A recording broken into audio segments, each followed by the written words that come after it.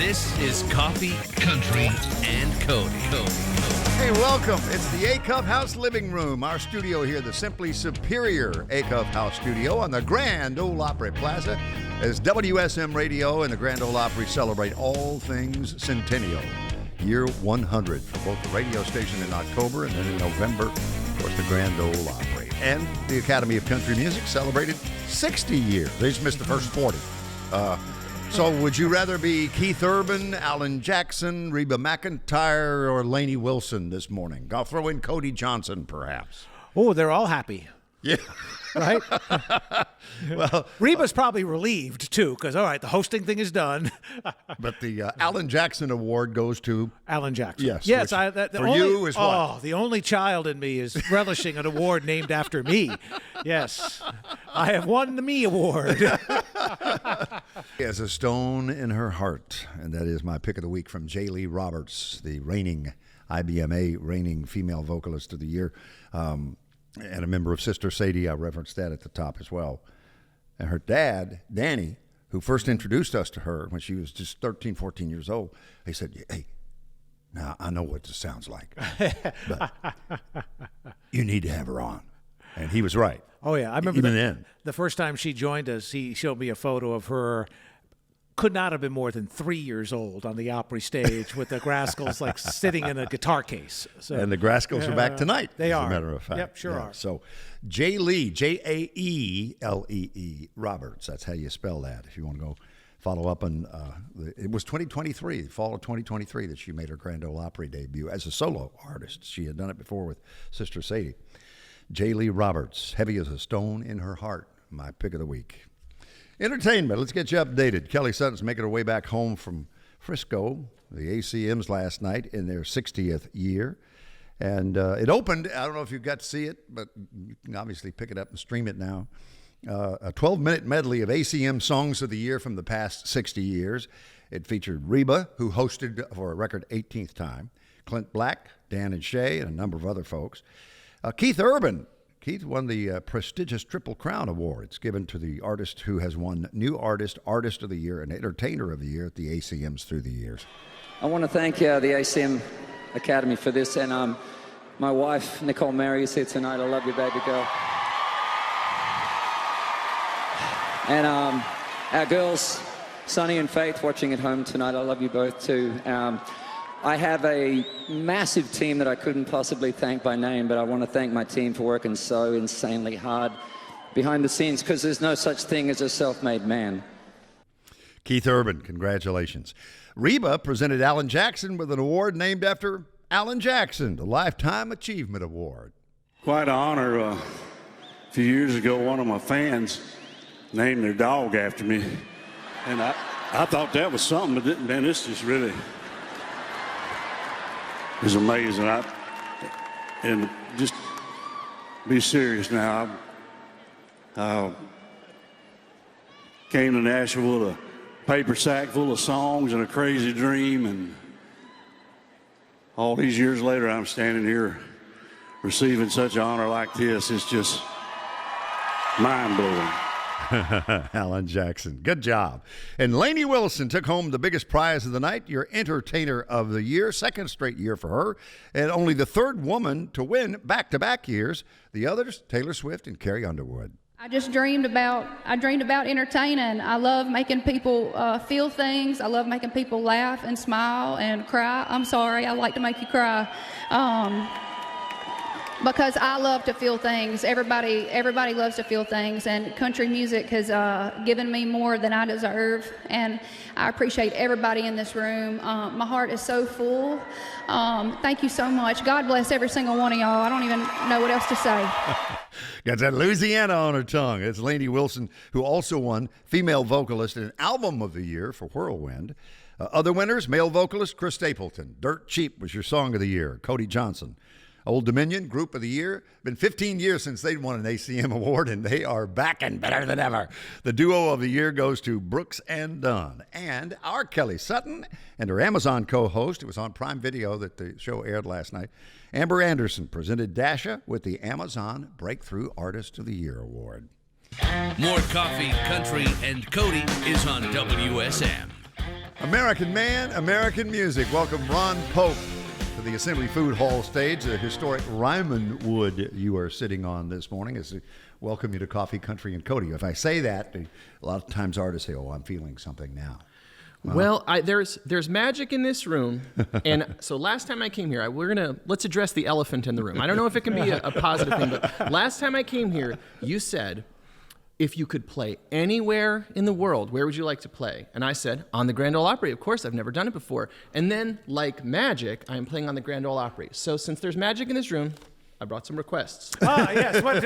If you're working on my behalf, and I don't know, don't tell me if you are, but I would like my kid to continue doing well in school. I would like my wife to keep putting up with me, and I would also like to play at Madison Square Garden and Red Rocks. If you could sprinkle something on that as well, because last time I was here, I said it, and it just came into the world. Interestingly enough, today is Billy Joel's 76th birthday. Happy birthday, Billy. Sing us a song. You're the piano man. Yeah, he has his regular stop at Madison Square Garden. So get a hold of him, ask him when he's got a night off. You know what? When I was young and I was living in New York, I played in the train station, like on the platform underneath Madison Square while Billy was in Madison Square Garden. And I was like, wouldn't it be crazy if one day I could play in there and then tell this story on stage? Hasn't happened yet. It's been a long time, but magic happens when you sit on this wood here, it seems. You get to tell your story on the stage of the Grand Ole Opry tomorrow night. I cannot believe it. You said you've got quite a guest list. Oh my goodness, I have family coming in from all over the place. I have friends coming. My little girl's got a special pair of boots. She's ready to get dressed up and come on in. Got her new cowgirl boots ready. How old is she? She is 7 years old. Oh, I have an 8-year-old granddaughter, so I'm right there with you, man. They are the joy of your life. And so now I've never played on the Opry, but we've hung out there before because my wife and my manager, she works with Miko Marks, and we've been there with Miko. Okay. But my daughter has never been, and the thing she's most excited about going to the Opry is to meet the woman who goes by Lemonade. Oh. Because she's heard about this legendary woman who works at the Opry. Who has a real name, and she's a neighbor of mine up in Robertson County. But Diane McBride is her name. Name tag. But her name tag says Lemonade. And so my daughter is riveted. She's just dying to meet her. So that's the thing she's most excited about at the Grand Ole Opry. Well, not only fantastic lemonade, namesake of her, of course, but the best popcorn in the world too. So yeah, my son makes an automatic bolt to the green room for the popcorn and the lemonade. So it's very exciting. Nashville kids. Yeah. So it's interesting. You were here just a few months ago, and you referenced, and we did not know this was going to happen. But the first time we met was via Zoom, maybe 4 years ago when we were still kind of in the midst of COVID. And I just can't, that was not a fun time for us. Not that, Zoom's allowed us to continue to talk to people, but it wasn't ideal. I can't imagine what it was like for an artist who wants to get out there and play music in front of people to suddenly have, no, you're not doing any of that anymore. Yeah, we were on a break from tour, basically. We had finished in America, and we were going to go to Europe maybe 2 or 3 weeks later. Came home, there was a tornado, and then they closed the world. And so it was really, it went from being out in the community and being with everyone, trying to help get the community back together after the tornado, to all of us being in the house. As a musician, you grow up and you always have something pending. We write the songs, we make the record, we go on the road, and then we come home, we do it again and again and again. And so that was the first time in my life since I was a teenager that I didn't have something pending, which was weird. But on a positive note, I got to hang out with my family a lot. I would take my daughter, put her in the stroller, go on long walks every day. We'd feed the ducks. Yeah. And so, we made lemonade out of those lemons. So what were the circumstances when you found out you were playing the Opry? Did they surprise you? They did surprise me. My whole team got me on a Zoom, and I didn't really know what we were talking about. So you were on the road? No, I was home. I was home, and so we all got on a Zoom because they're in different places. And they asked me, "What are you doing on May the 10th?" And I was like, "I don't know. Open my calendar." It's like, it doesn't look like I'm not sure. You guys can all see my calendar. And then I look up, and on the screen they have all of these pictures of the Opry on the screen. So I was like, "Oh, whoa, we're doing this! Oh my goodness!" Well, congratulations, Ron. That is it's a great backstory. Ron Pope is our special guest, and he's going to play live here in just a little bit. The beauty of the Opry is you'll be playing for the first time, and on the same show, we have Riders in the Sky and John Conley, who have been members for more than 4 decades. It's the beauty of the Opry. You get a little bit of everything, Pretty unbelievable. Yeah. And, here in Nashville, we all, songwriters, session musicians. Well, Don Schlitz is on. He writes the songs that the world sings. The man who brought you The Gambler. And 25 number ones. Just a few. Just a few. And Whispering Bill Anderson, 63 years a member of the opera. Wow. And talk about a person who writes hit songs. Yeah, it's a good night for songwriters. So Marietta, Georgia, is that where you grew up? Yeah, I grew up in Marietta, Georgia. Did you ever play the Buckboard, which was a place that Travis Tritt played and Mark Wills later played? There's another place called Miss Kitty's, isn't there? In Marietta? I don't I just think about that history coming out of suburban Atlanta musically, and guys that we know that are Opry members that got their start there. Yeah, and now there's I just found out Chandler, who's playing pedal steel in Post Malone's band, who's a big songwriter in town now, young guy. He's also from my hometown. There's a lot of us sneaking in here into Nashville. But you've been in Nashville, what, a decade? A little more than 10 years now. So my daughter was born here. She's the most Nashville a person can be. Basically, like the first time she ever ate a pancake was a pancake pantry. Oh, that's what I'm talking about. Yeah. Well, I'm thinking, 10-year town, we were talking about that briefly before we went live. 10-year town, 10 years. Now you're on the stage of the Grand Ole Opry on the 10th of May. It is pretty unbelievable. And Mother's Day weekend. I want to point that to your wife. My wife is going to be there. My mother's going to be there. My beloved mother-in-law is going to be there. So all of these wonderful mothers are going to be there. Beloved mother-in-law. Oh, I have the best mother-in-law in the world. She is. We're thick as thieves. I love her. You have a common enemy. I don't know who that is. Oh, God. All right. Yeah. How about the Queen of Fort Payne? Tell us about this, and we're going to play it. So my best friend from childhood, his mother is from Fort Payne, Alabama, and she was a really straight-laced lady. And when I was young, we lived in this, I want to call it an apartment, but really it was like a squat. It was just like a bunch of dudes sleeping on a couch and people on the floor. We were the first people who had an apartment in my neighborhood, me and my buddies. And she walked into our apartment one day, stepping over us, sleeping and kicking over beer cans and whatnot. And you could see the disappointment in her eyes. And I remember this very, very distinctly. It's a big moment in my life. And when I get together with my friends, sometimes we'll talk about that part of our lives really fondly. But I think we know in our hearts we can't party in the same way. We can't be as wild, but sometimes we'll try, and then we wake up in the morning like, what happened to us? I'm somebody's dad. My shoulder hurts. And so this is about me looking back on being young and smiling at it, but also being glad to not be doing that stuff anymore. Queen of Fort Payne, Ron Pope, all over the world on WSM Radio. Thanks for watching on Circle Country Television. More coffee, country, and Cody is on WSM. American man, American music. We've got Ron Pope in studio. He's headed to the Grand Ole Opry on Saturday night, tomorrow night, and he's with us this morning on the Assembly Food Hall stage in Mr. Acuff's living room, of all places. This was actually, I could show you a picture before you leave. We got it hanging on the wall outside the studio of him sitting just across the way from where you are right now, watching television. Oh, wow. Goodness. That is some real Nashville stuff right there. So which came first, baseball or the guitar? I started to play baseball when I was 5. Yeah. So I played baseball. And you were good? No, but I just kept going. I just kept going. You had a scholarship at Rutgers, I read? I didn't get a scholarship to play baseball, but I did get to play baseball in college. But I was, the worst one. I would say I'm the worst one that got to play in college, probably. But I loved to play, and I played, starting when I was a little boy, and but I was in a band pretty much always, starting in high school with my friends, and I always played music.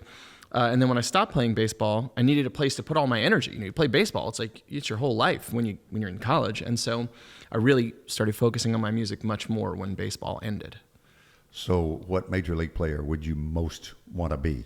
And who was your favorite team? Wow. Maybe so I'm a New York Mets fan because it's a thing you inherit, like big ears. You could have a perfectly fine life being a New York Mets fan, but it is difficult, and no one would choose it for themselves. So my dad is a Mets fan. His grandfather became a Mets fan the year they started the franchise. And so I would say if I could be any player in history, I would probably be Willie Mays because he was the greatest player who ever lived. Mm-hmm. And if I could be any player in the league right now, Shohei Ohtani, because it's just so exciting. Mm-hmm. Oh, my goodness. So the Mets would have been your go-to. Oh, yeah, definitely. My dad was a huge Mets fan. I met them all in 1970 after the amazing Mets won in 69. We stayed in the same hotel totally by accident. So I met them all. Wow. and got autographs. Yogi Berra was an assistant on that squad. You know Tom Seaver? Tom Seaver. Wow. Casey Stengel had retired, and Gil Hodges had taken over in 1970. But my dad loved Casey Stengel. And so that's that Mets thing. I know exactly what you're talking about. He loved him. You got to be a real baseball fan, though, to stick with a team like that. Like through the 70s, they were an abomination. Well, speaking of baseball and songwriting. Listen, I grew up near Boston. We sold Babe Ruth. Still suffering from that. Steve Goodman, the great Steve Goodman, who wrote A Dying Cubs Fan's Last Request. Well, what are you going to play and sing for us this morning live in studio, Ron? Ron Pope, if you just joined us. I'm going to play y'all a song from my album, American Man, American Music. It's called I Pray I'll Be Seeing You Soon. Superb. Ron Pope is on Coffee, Country, and Cody. What's the history on that Gibson guitar you're playing? This is a 1955 Gibson LG2. I went into a store one day to buy a new guitar, and my friend Paul, who had a 1955 Gibson LG2, there was one hanging on the wall. He said, "Look, a 1955 Gibson LG2, just like mine." I took it off the wall, and I took it home with me. And now? Did you spend more going out than you anticipated going in, or was it a pretty good deal? I mean, my wife's here, so maybe let's keep that quiet. That's all right. We'll talk about that tomorrow night at the Grand Ole Opry. So he's making his Opry debut tomorrow night. Congratulations on that. I'm so glad that your mom and your mother-in-law and your wife get to spend it with you on Mother's Day weekend. What a magical thing. Thank y'all for having me, and I can't wait to be on the Grand Ole Opry with you. Well, come back and see us, okay? Oh, I will. From the Assembly Food Hall stage on Coffee, Country, and Cody, Ron Pope. Coffee, Country, and Cody is on WSM. Okay, you have an exhibit called Time is a Mirror at the Country Music Hall of Fame. You've just released an essential collection of 40 songs spanning a career 1979 to 2021. Includes all 10 number ones. And who would you be with that kind of resume? Well, guess what? She joins us. Rosanne Cash is here on Coffee, Country, and Cody, and so good to hear your voice on the other end of the line. Only thing better would be to have you here in Mr. Acuff's living room, which is where our studio is now, Rosanne, since you last... You're kidding. Yes, we're on the Opry Plaza in Mr. Acuff's house / in the living room is where the studio is located. You know, you've got some very good ghosts in that room, then. I envy you.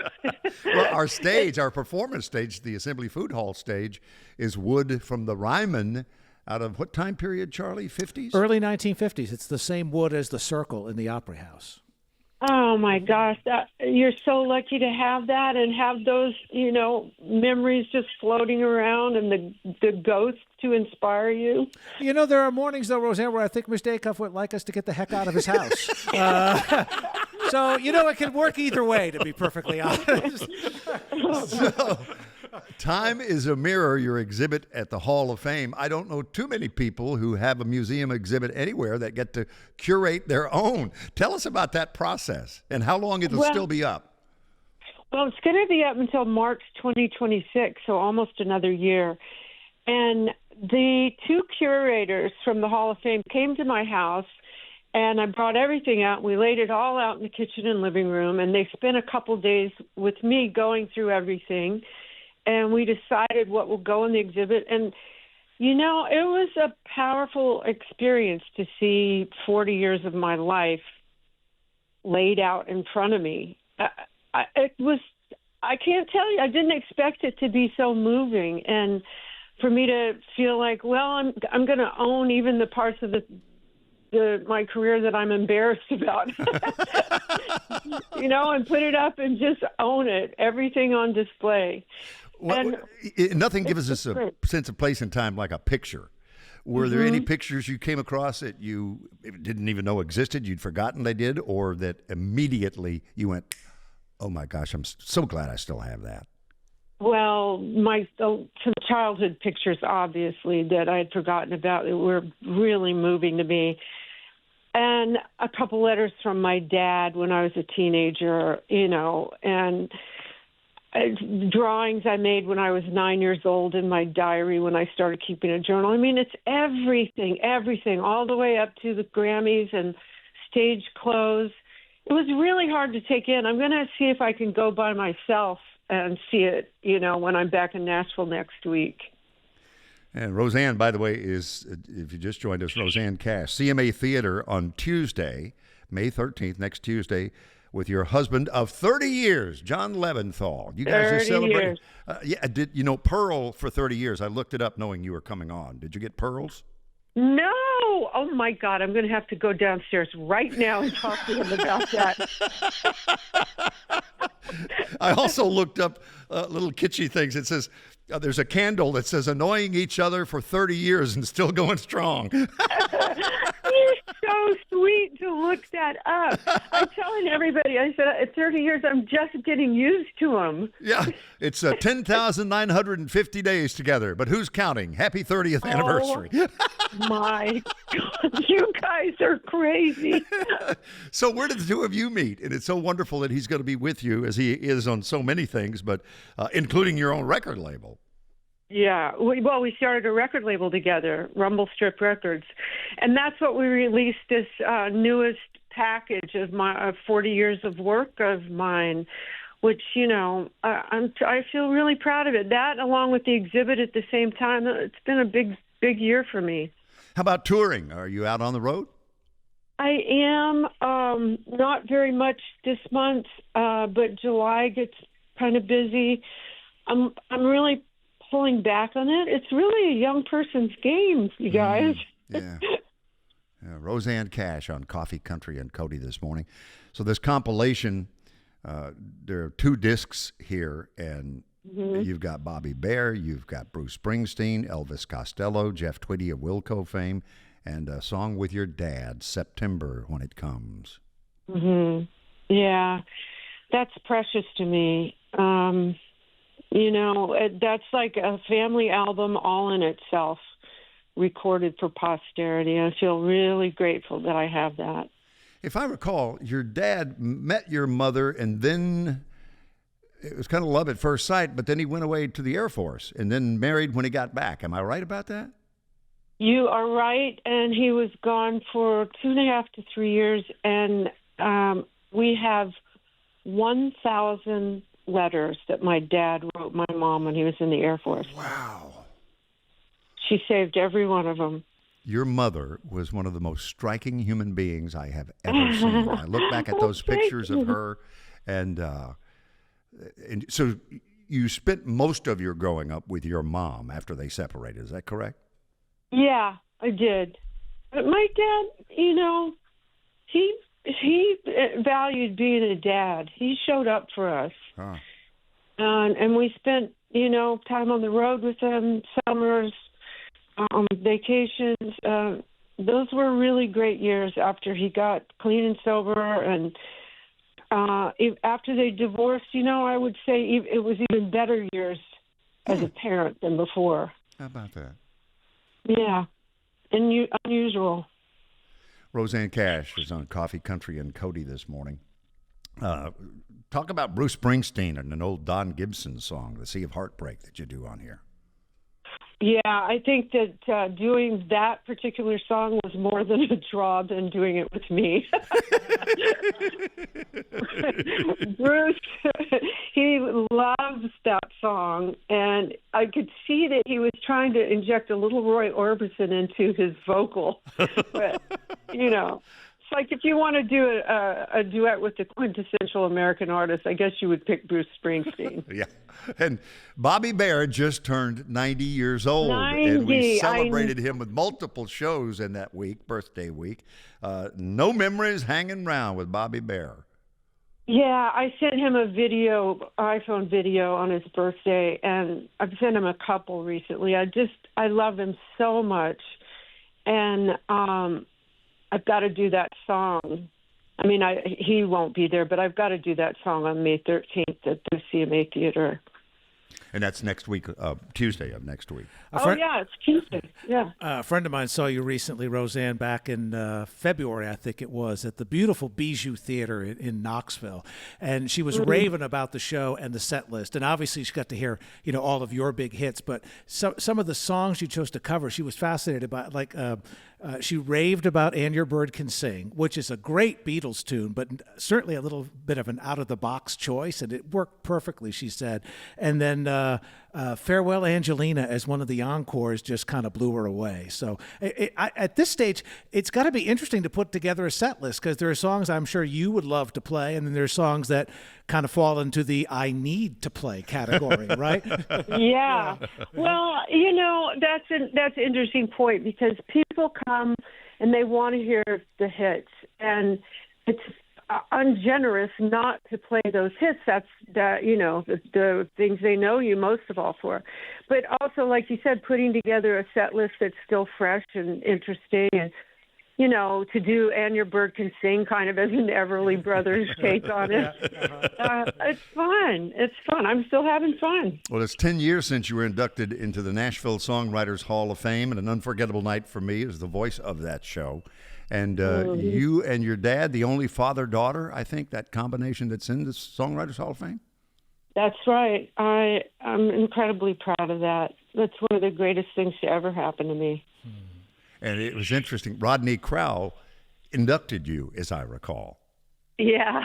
And Vince said 7 or 8. Well, it is so good to hear you. Again, I wish I could see you in person, and hopefully will soon. Like so many others, I could see you Tuesday at the CMA Theater at the Country Music Hall of Fame with her husband, John Leventhal, and 4-time Grammy Award winner and 2015 inductee into the Nashville Songwriters Hall of Fame. Rosanne, thank you so much for your time. And are you writing still, like as in books, which you have done along the way? I'm working on songs right now, but I've got another book in the back of my mind. It's funny you ask, but I'm writing songs right now. I really appreciate you guys taking the time to talk to me, and I look forward to being in Nashville next week. Time is a Mirror, her exhibit through next year, a good part of next year, 2026. Rosanne Cash, his Blue Moon with Heartache. Perfect place to close this morning. Thank you, sweetheart. Thank you. All right. Coffee, Country, and Cody all over the world. WSM Radio.